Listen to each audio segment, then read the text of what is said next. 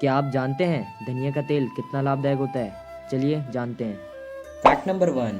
क्या आपको पता है धनिये में स्वाद, सुगंध, स्वास्थ्य के साथ ही कई एंटीऑक्सीडेंट्स पाए जाते हैं जो हृदय रोग के लिए लाभकारी होते हैं। फैक्ट नंबर 2, धनिया के बीज में एंटीऑक्सीडेंट पाए जाते हैं जो सेहत के लिए लाभदायक होते हैं। फैक्ट नंबर 3, धनिया के पत्ते हाजमे और पेट की समस्याओं में मदद करते हैं। फैक्ट नंबर 4, एंटीसेप्टिक और डिटॉक्स गुणों से भरपूर धनिया का बीज का तेल एक शक्तिशाली एंटीसेप्टिक है। यह शरीर में सूजन कम करने और हड्डियों की मजबूती के लिए जाना जाता है।